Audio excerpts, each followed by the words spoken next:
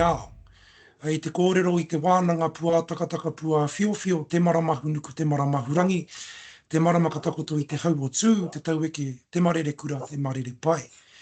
Tēnā te whaitua nui ka pū te taha wānanga he āpiti nuku, he āpiti rangi, he whakaotinga ki tā tātou kaupapa i hora mai nei. Tuturu e rangi, tuturu e papa whakamaua kia tīna.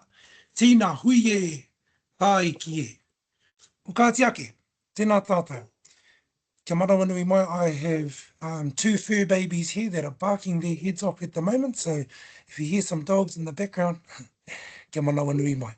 I'm just going to pull up my presentation here, wama. Hoi anō. Hei timatanga kōrero māku, e mihi ana ki a koe Heidi me te ātāhu o tēnei kaupapa, te rongo maiwhiti o tēnei kaupapa, and I was hoping we'd get a bit more tāne on this kaupapa, given that this is more about Bro-Vember. Hoi anō, we got Sister Vember on here at the moment, so e mihi ana I te kaitaka rerehua o tēnei kaupapa. Can everyone see this? I'm trying to share my screen at the moment. Papai? Choice. So I must mihi to all our other kai kōrero that have spoken over the past few weeks. And I think this kaupapa is such a beautiful kaupapa. Given that a lot of our tāne, especially here in Te Arawa, around mental awareness, about expressing themselves through the thing that really draws them to be the best version of themselves. Nō reira. Anei taku kaupapa, mana tāne through music and cultural expression. I've been fortunate enough to utilize culture and music as a way to express myself. And throughout this kōrero, you're going to see a little bit about myself and how this has shaped me to be the person that I am. So if there's any parts I threw out, chuck it in the chat, and then hopefully we can answer them as we go, or even at the end of the kōrero. Anei ngā kaupapa kōrero, tuatai ake my identity, who I am, where I come from, my Kapa Haka history, Kapa Haka ki te ao, myself as a Māori artist, and a kaupapa that a friend of mine and I created midway through this year, for Toi Pūmanawa, and right at the end there we'll have what's te ana mata and where we are heading in the future. Nā reira, me pēnei pēr taku kōrero I te taho tōku pāpā. My father, a humble man, comes from a place called Ruatāhuna. So nō reira, ko manawaru te maunga, ko hāware te awa, ko te paena te marae, ko whiarai te pā, ko ngā tikuriki no te hapu, ko ngai tū hoi te iwi. My mother, she comes from several iwi, the main one being raukawa ki whare puhunga. Ra, ko whare puhunga te maunga, ko puni te awa, ko hotiroa te tūpuna whare, ko maungarongo te whare kai, ko au te aroa te pā. Ko ngā titaki hiku te hapu, ko raukawa ki whare puhunga te iwi. And over the past few years, I've been able to find my whakapapa connections and my pepeha connections back to here to Te Arawa, where I currently reside here in Te Rotorua Nui a Kau. And you may see the whare of Tamate Kapua here, and not the other marae that I've just mentioned. Hoi anō, in 2015, I married the love of my life, Eugene Temara, who comes from the whānau, three whānau here in Te Arawa called Haupapa, Timi Hau Te Kōwhai whānau, pretty much koutu hard, or hine mutu hard, and we got married here at the footsteps of Tamate Kapua in 2015. And it was in 2015 that I knew, when we got married, I knew that one day I would live here in Rotorua. So, we'll rewind it just a little bit back. 1987, yours truly was born in the heart of Wellington, in the concrete jungle, in a suburb called Berrimpool or Newtown. And for a lot of us Māori living in that urban settings, it was easy for us to be lost in the system, lost with our identity, lost in general. And I was fortunate enough to have a father a very humble man, born and raised into a tāhuna who had te reo Māori, but then polar opposites, my mother, who was born and raised in Waikato, who moved to Wellington, who had no te reo Māori, in a sense, no real identity.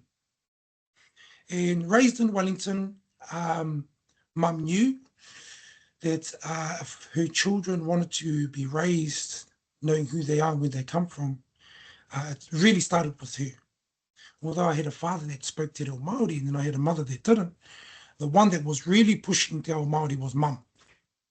So anyway, she sent us off to Kohanga Reo, where I timata te ako I te reo Māori. Me mihi ai ki ngā kaiako o te kāhui Kohanga Reo Māori that was situated in Island Bay at the time. So my siblings and I attended this kohanga. However, kura kaupapa was sort of developing at that time, and Wellington wasn't really a hit with te aho matua or kura kaupapa Māori at that time. So we went to a mainstream school called Berrenport School. And at this particular kura, we had a bilingual unit. And it was through there I started learning te reo Māori a little bit more. However, this thing called Kapa Haka came along, and I really enjoyed it.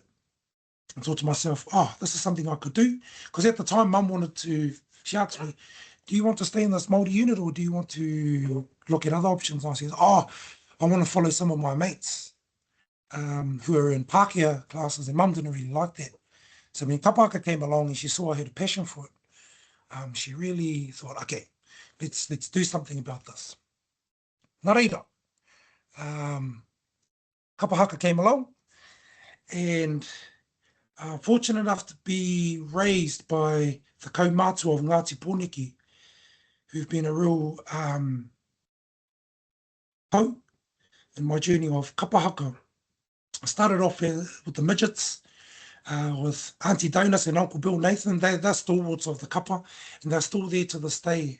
As far as I know, they're in their 90s and still doing the haka boogie today. And I remember them raising us with Kapa Haka, telling us that this can take you to the world. And not fully understanding that kōrero back then. However,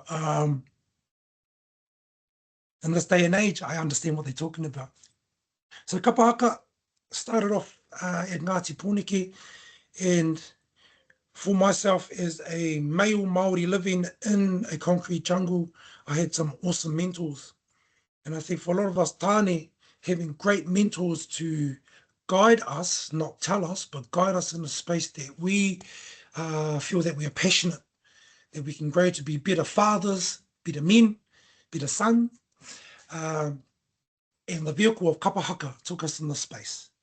For Ngāti Pōneke, I ended up at te kura kaupapa Māori o ngā mokopuna. At that time, Kōtuku Tipa was our principal. And me mihi au ki tērā o ngā kātuarehe, ki tērā o ngā pāpā ōku, who passed away a few years ago. And at that time, he had called an Uncle Muriwai Hākara and Auntie Venus in to come and tutor our Kapa Haka team. So once again, I had an awesome role model that came in. And you're going to hear me talk about role models and how the story of having these mentors and role models ends up becoming something that I ended up having to piko and becoming a role model in this day and age. So we had Uncle Muriwai Hākara, no te kai māro, who came from a space of te kura tawhito, who didn't muck around, was firm but loving at the same time. I left te kura kaupapa Māori o ngā mokopuna and I ended up in a college called Hato Paura College, where I spent 5 years. Some would say 5 years were the best of their rangatahi life. Some would say it was hell. I would call it was a mixture between. Moving away from being with your whānau that you were with nanny and koro, mum and dad, and having to leave the pāharakeke and go into a place where you were pretty much left by yourself. Boarding school was not a place for all. I believe that's where I grew thick skin. At a place where I thought I was a little bit lost, being born and raised in Wellington, but we had a lot of our brothers that were at the kura that had no fathers, had no mentors, who had no dreams or aspirations. And it was beautiful to watch them come as an empty vessel as in third form, and by the time we left in seventh form, end up becoming leaders in the iwi. However, I turned up to Hatupaura College and I met this kraua by the name of Morven Simon. And Morven Simon being in who I consider he tupua, he tauniwha, he atua, especially from the Wanganui region, Taranaki Maunga, tērā whaitua o te motu, who helped shape us men from going from boys to men and shaping us to be the best versions of ourselves. Koro Morv always spoke about culture taking us to the world.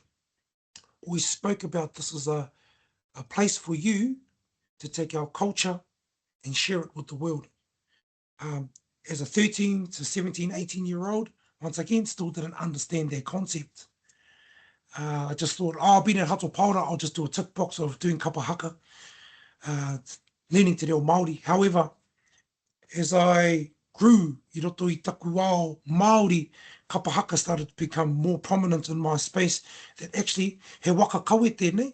This is the waka that can carry me beyond the world, and bring it back to where I come from, to taku pito ki taku ao, and how can I share this in the future. So yes, being with Koro Morven, moved on, and I ended up with some of the wehi whānau, Weremu Kere Kere Wehi, who took us in under a kapa ko Ngā Taonga Mai Tawhiti based in Wellington. And it was there where they started taking a group of us around the world, Asia, Africa, the islands, Europe. And it was there where I realized, hika, here in Aotearoa, we don't really appreciate our culture. It wasn't until I went to the world and realized they loved it. And it was true what Auntie Donis, Uncle Bill, Koro Morven, we were talking about, that there's a need for our culture in the world. And I started to see this in my mid-20s, sending it out to Te Ao Māori.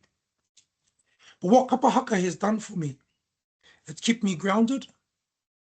It's kept my hinengaro in a space of knowing who I am, where I come from. I do believe for a lot of our Tāne Māori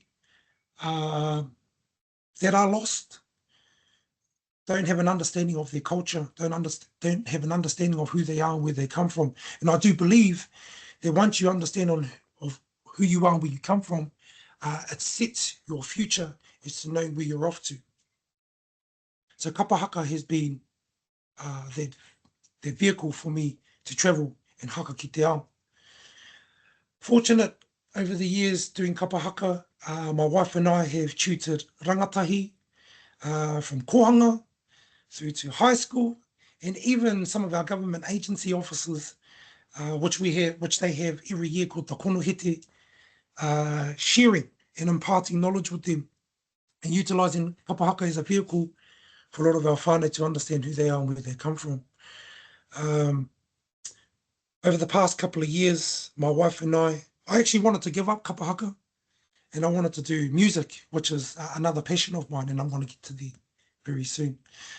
Started doing the music stuff, and then we moved here to Rotorua, and my wife being of Ngāti Whakaue descent, she was going back to her kapa doing Kapa Haka, and she comes home, she's like, Tāne, you need to come to Haka. And I'm like, oh, I don't want to do Kapa Haka again, because we all know the commitment that comes with Kapa Haka. Your weekends are gone, your summers are gone. Doing the gigging life, it was something that me kimi te kauhanganui. I had to find a balance there. So I thought, oh, well, I'll go and have a look. Me arawa ake. I got thrown, my wife and I ended up getting thrown into some leadership roles within our kapa. And it's been an awesome journey joining te Kapa Haka o Ngāti Whakaue. And to 2022 we joined, and to this present, being in a space where we can, yes, toa whakaihu waka, but through being in the space of toa whakaihu waka, many doors have opened.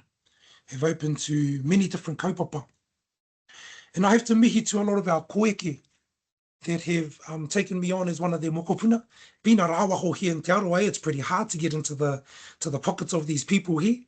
They're pretty, I wouldn't say tū te ihu, but I would say they're very picky on who they have come in. And my tūhoi side of being humble and being at a space just noho whakaiti, whakarongo, keep your head down, e rua ngā karu, te tiro, e rua ngā taringa, whakarongo, ko tahi te waha, ka pia. And you have 2 eyes to observe and watch, 2 ears to listen, you have 1 mouth, and zip it at all times. So being at the foot of a lot of our koeke, specifically a lot of our wahine, I've been able to be at the reke and sit there and do the no, yes, get. And it's been a pleasure being a part of our koeke, but I think going back to, not that I think, I know that going back to Kapa Haka has given me this vehicle to be able to connect with our iwi and with our people, and most importantly, being a mentor for a lot of our rangatahi. So we've got this Kapa Haka in this vehicle, and now I move to being a Māori artist. 2020, a friend of mine, Luke Whanga, who was a contestant in the very first New Zealand Idol, and also a singer-songwriter, vocalist for New Zealand, one of New Zealand's great bands called Tomorrow People, moved here to Rotorua, and he had hit me up and he's like, brother, I'm keen to start a band, keen to do some waiata. Cool. How are we going to do this, bro? Because we're in lockdown. So he decided, oh, well, we'll have a Zoom. Cool. Had a Zoom, had a catch up.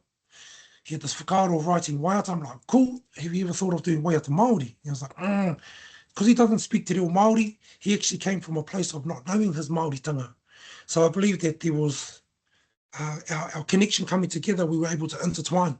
And him being a mentor for me in this music world, I was able to be a mentor for him i roto i tana ao Māori. And through this connection, we were able to bring our powers combined. And actually sitting with the brother, realizing that hika, growing up in Wellington thinking that, oh, I'm lucky to have koanga reo kura kaupapa. The bro growing up in a place called Stokes Valley, which was like maybe 17, 15 Ks north of Wellington, who had no te reo Māori, ao Māori upbringing, was lost. And through our connection, we were able to use Kapa Haka and music to fuse together and be in a vehicle to help one another understand who we are, where we come from. So in 2020, we had written this waiata called Ukaipo, and Ukaipo was talking about home. And for a lot of our people that were stuck overseas during the lockdown, their one mission was just to get home to their whānau. And so when we wrote the song called Ukaipo, it was a waiata for a lot of our whānau that they could feel by listening to a waiata, whether they were in Europe, whether they were in Australia, wherever they were in the world, they could hear the song and it will always remind them of home. And the video clip shows, funny enough, we've got the kapa of Tūhaurangi, and we are walking whakarewarewa. And for a lot of our whānau overseas, they gave them a sense of being back home without having their feet planted. So that waiata was written. And it's funny when you talk to Luke about the waiata too, his home was te mahia mai tawhiti, it was te tai rāwhiti Ngāti Pro, but for him, his home was the stage, One Love stage, the gigging stage. And for myself, when I talk about home, to me, it's at the footsteps of our tupuna whare. It's on the marae Aotea, wherever I come from. And a lot of the marae that I connect to, whether it's on my tūhoi side, my Raukawa side, Waikato, or even here in Te Arawa, I know that when I stand at the mahau o tōku whare, that I know, kei te kāinga hau. And that song, Ukaipo, was a vehicle to be able to express our love for home. So creating all these waiata, such as tuakiritanga, whaiara, nui te aroha, was waiata for a lot of our people that were stuck in a space of not knowing who they are and where they come from. And a waiata in particular, tuakiritanga, talks about our identity, tuakiri, giving our people hope that at the end of the day, the song talks about not waiting for someone to come and take you to find yourself. It starts with us as an individual, te haere ki te kimi, i tō ahurea, i tō tuakiri, Māori, hei oranga mō. So yeah, Kapa Haka, music fused.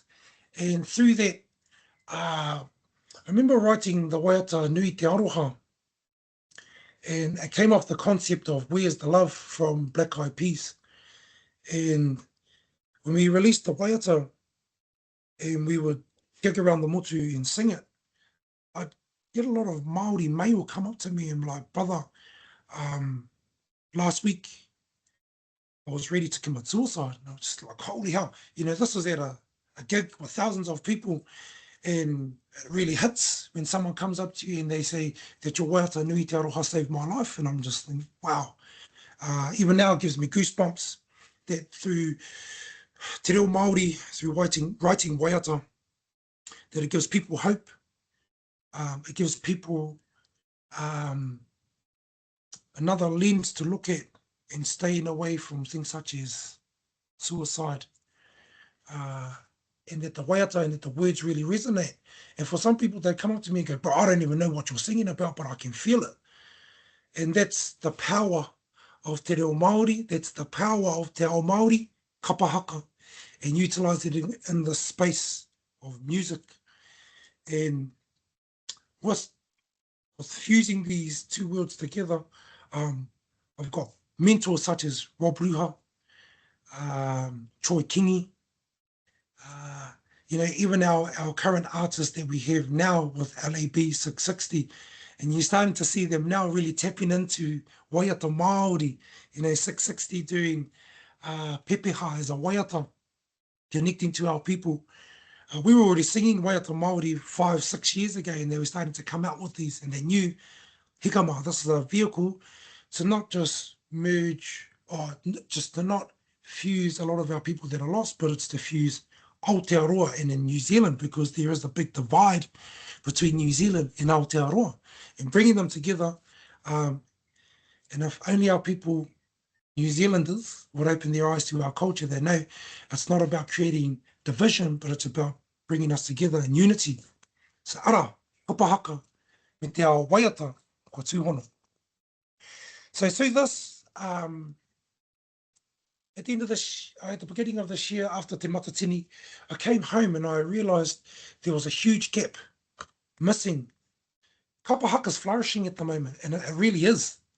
So I sat with my tuakana here. On the left is Tamahau Palmer and his two boys, Tamahau Junior and Te Kohu Palmer.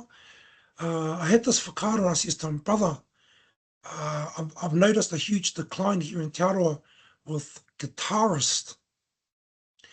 I've always been passionate about playing the guitar. And there's this saying, if you have a guitar, you have a friend for life. And pretty much at the age of 7, I started playing guitar. And my kuia, he bought me a guitar. He bought a guitar by the time I was about 8, 9, and I've had a guitar ever since. And there's times where I'm lonely. There's times where, you know, you can go into a dark place. And when I get my guitar and I hold my guitar, it gives me a sense of hope. And just by playing and singing takes me to a different world where it sets te hinengaro straight. And through music, and I do believe there's a space in music where te ao wairua comes to you. When you're composing, when you're singing waiata korua, when you're singing to, whether it's 10 people or 10,000 people, there's a wairua aspect that comes in. So yeah, I thought, bro, let's have a hui. I want to get together a few of our greats here in Te Arawa, and I want to start a pilot program. I don't know how it's going to go, but I believe this is where Te Ao Wairua is moving me in a space to work with our rangatahi, in particular Tāne. Tāne Māori. So I sat with him, and we come up with this kaupapa called Toi Pūmanawa. Toi being art, Pūmanawa being a heartbeat. And Kapa Haka, your guitarist, they pretty much are the heartbeat of the kapa, because once they set the tempo, everyone must sit in that tempo of the guitarist. So the word Pūmanawa also refers to ngā Pūmanawa e waru o Te Arawa, the 8 beating hearts of Te Arawa from Rangatahi that connects all what we have here in Te Arawa. So I thought, okay, I want to create this program. What I need a tamahau for is that he's a well-known person here in Rotorua. He had the connections. So with him having all the connections, I was like, brother, I want to create wānanga, and I want to call all these guns to come in and share their expertise. He's like, cool, bro, let's go, let's do it. But having a hui without doing the dui wasn't going to happen. So I took it back to our koeke. I sat at the feet of our kuia and our kaumātua. I says, look, aunties, uncles, I've got this kaupapa and I really want to push it. I've got no funding, but I believe this kaupapa is going to be amazing. How can I do it? So I pitched this idea to them and they loved it. They're like, well, boy, you got the backing of us. Next week, Te Arawa Charitable Trust have a hui and pitch your kaupapa to them. So I did. I pitched it to Te Arawa Charitable Trust and I've done a tono and we got it. And I was pretty stoked. The original funding that I went for, we didn't get it. We got half of it. Hey, pai, sweet. Whether we got the funding or not, the Wairi was telling me you got to do it. Whether we run it off Oli Rag, I don't care. I'm going to do it. So anyway, we got the funding. And then, bang, anei ngā hua. And what I found was that a lot of these boys that we had come through were looking for mentorship. They were looking for an uncle. They were looking for a matua. They were looking for uncle bro to learn from. Whereas some of them had no male role models. Some of them used Uncle YouTube to learn, and no better way to sitting with their uncles and learning to play the guitar. See, when we were growing up as kids, the only guitar wānanga we had were parties, and we never got taught what an A major was. We never got taught what a D major was. We never got taught how to use the fretboard. All it was, boy, play the guitar, here's the chords, follow. You know, YouTube now is such an amazing tool. Kids can go on and go, I want to learn the song, give me a tutorial. It breaks down everything. When we grew up, we had to listen to the song. We had to record it off our tape recorders. You know, when you hold down play and record and pause, and when a song came on, you took the pause off so that you could listen to the song, record it, and then afterwards you would, you know, learn the lyrics and you had to write them down, and then you had to find the chord structures. That's how we had to learn how to play songs. So with our rangatahi, they got to sit with these uncles, and me hio ki ngā iho Pūmanawa I kuhu mai ki te whakaako. I had 4 guest speakers, and the very first one was Nero Panapa from Whakarewarewa. And Nero, to me, he's a mentor to me. All these guys that came in, they were mentors to me. I grew up watching these guys playing for Te Mātārai o Rehu. I didn't know who they were, but I was like, you guys are amazing. So we brought him in to come and share some knowledge, and he was in our first wānanga. And he came in, and the boys, you could see the eyes light up. They already knew who Uncle Nero was. So he came in wānanga 1. Wānanga 1 was foundation, building their foundation. It was called Toi Pūmanawa, where they grew their foundation. What does foundation look like? It was stripping the guitars down from their strings. It was teaching them how to even restring a guitar. And this was the foundation to going back to fundamentals for them at home as young kids. When you wake up in the morning, do you make your bed? You know, do you just get up and ho looking? It's about presenting yourself well. So whilst these were teaching them fundamentals of the guitar, I was teaching them life values, life skills. You know, even when you're setting up your guitar, when you're cleaning it, you're polishing it down, you're restringing it correctly. You know, some people still have all the strings sticking up at the top. That's about clipping it, presenting yourself, you know, brushing your hair, having a shave. See, all of these were fundamentals, not just teaching them how to play guitar, but life skills. So Nero Panapa was our first kai kōrero. Our second kai kōrero was Anahahini from Ngāti Tarawhai, Te Arawa whānui. See, once again, him and Nero, they were the guitarists for Te Mātārai o Rehu for a few years. And I used to watch them hakapuki together, and I'd be so intrigued in the way one would be up this side of the fretboard and the other one would be down this side. But what they were doing was complementing one another. They never played with ego.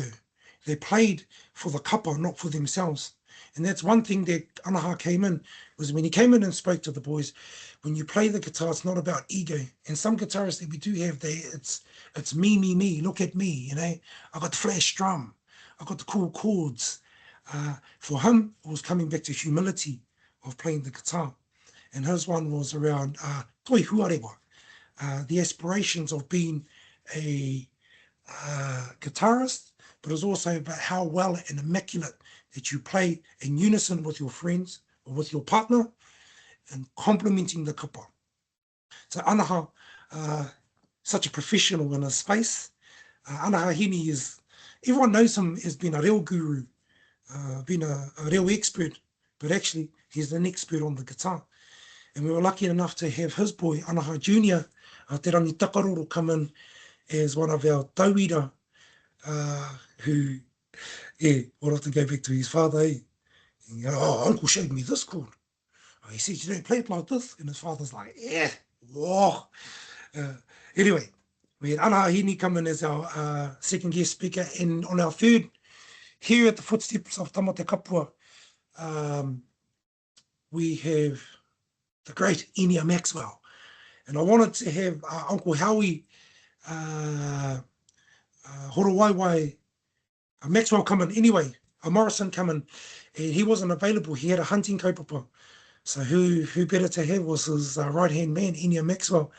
And Enia brought it back to the old school. And his kaupapa that weekend was Toi Pūmanawa. Toi Pūmanawa being of the past guitarist.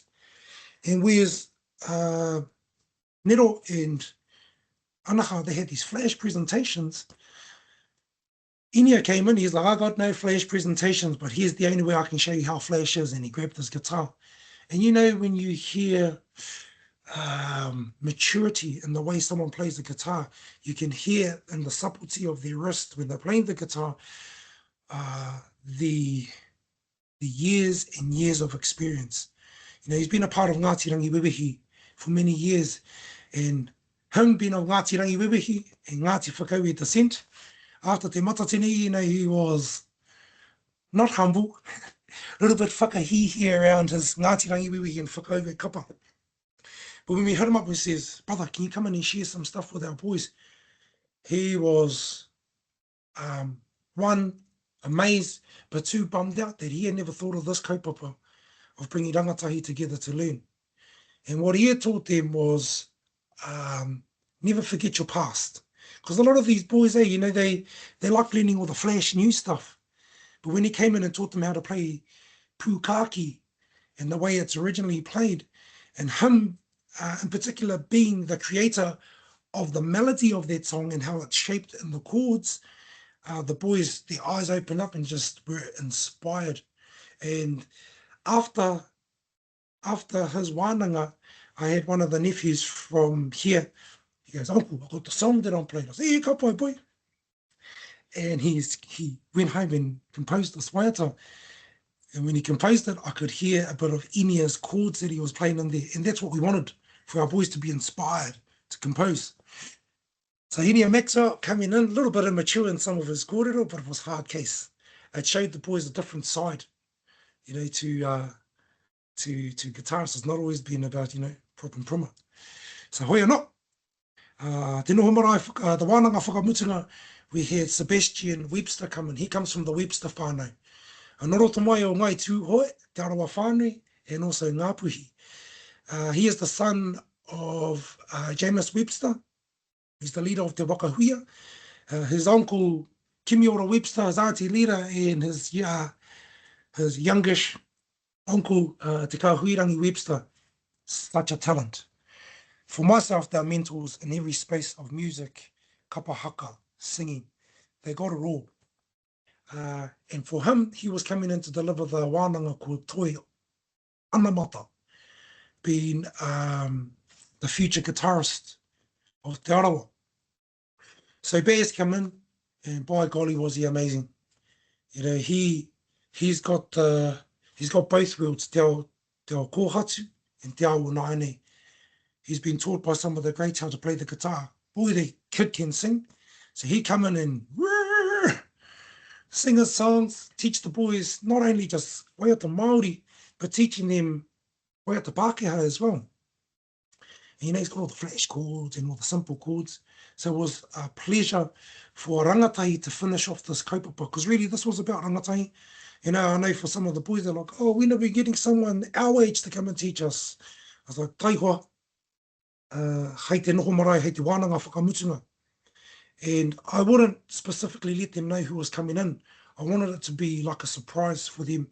So they weren't able to Google these people or watch what they'd done in the past. So when Bez came in, he taught them the waiata from the Wakahuia called Wahine Purotu. And that's such a well-known Te Wakahuia waiata, and it's got that flash intro at the start. So with Bears coming in, the boys were just amazed, and he brought that youth into this. So throughout these wānanga, our boys were taught the fundamentals of guitar. They were taught how to stand pakari. Some of the workshops we were doing with them taught them how to think off the cuff. So if your mate's guitar string breaks, what do you do? If your guitar goes flat, can you quickly tune your guitar as you're playing? Being able to maneuver your keys where you know exactly which string is flat, so you know where to go to tune it. And these are all fundamentals in life. When the going gets tough, are you prepared to adapt in the situation? So this kaupapa here not only taught our rangatahi how to play the guitar, it taught them a way of life. And now, with our boys, they're playing concerts up in Mitai, they're playing over down in Waka, and some of them are playing for senior groups such as Tūhourangi and some of the whakangaho teams around here, which was always our whainga matua to build our guitarists here in Te Arawa. From this kaupapa, we've had our whanaunga from over Whakatohea or Thomas Mita and them, bro, we've seen your kaupapa. Any chance of helping us build one over here? 100%. Because he's from down at Taranaki, bro, can you come down here and run this wānanga? How about we teach your guitarist that you have down there, and you run your rangatahi, you run the wānanga down there with your rangatahi. So now this door is open. Heaps of people around the motu are wanting to run their kaupapa. I see te tai tokero, te reo takiwa and them running their wānanga. Beautiful. So, you know, this has inspired a lot of our people around the motu to do this type of kaupapa, and to be a pioneer in starting this type of kaupapa. It's really humbling, and it's beautiful to see around the motu that a lot of our upoko and our, what I call the dons of playing the guitar, are starting to run these wānanga around the motu. It's beautiful. This is what we wanted to do. So with this, I think back to my mentors that have taught me over the years, Koro Morvan, and i wareware ahau te mihi ki taku iho Pūmanawa kia Wee Wehi. Wee Wehi played the guitar for him and his brother. Boy Wehi played the guitar for Te Wakahuia for many years. And I remember growing up as a kid, just mesmerised by the way he played. And I actually got to play. I had regionals and nationals with Wee Wehi playing the guitar, which has always been a dream of mine, and I got to do. And, you know, with the nephews that you can see in these photos, you know, some of them are like, Uncle, one day I want to play the guitar with you. And I'm just like, you know, the heart hits the heart where you're just like, great, that is a goal for us to strive towards. And one day we will get there. So yes, being a mentor as I've been talking about all these mentors, being a mentor and coming back to how I've been taught over these few years and being a mentor now, has been a huge pleasure working with our rangatahi. So he aha kaitua. What's the future? Succession planning, and we're currently doing it at the moment with our rangatahi. Mentoring an up-and-coming rangatahi, whether it's to compose, write music, play the guitar, even mentorship around their mental well-being. A Kapa Haka tutor, which my wife and I are currently a part of the senior membership team for Te Kapa Haka o Ngāti Whakauē. Being a composer and a guitar tutor, so that's the future that I can see playing out for myself. So yeah, kai aku nui, kai aku rahi.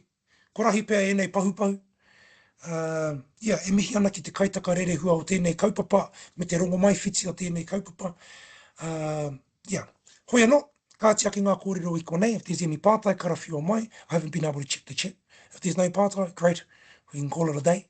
Hoi anō, tēnā koe haere, koutou e whai wāhi mai ki tēnei, kia noho mai hei kai kōrero, no tā tātou kaupapa. Nā reira, mihi ana kia koutou, kia tātou, mauri ora.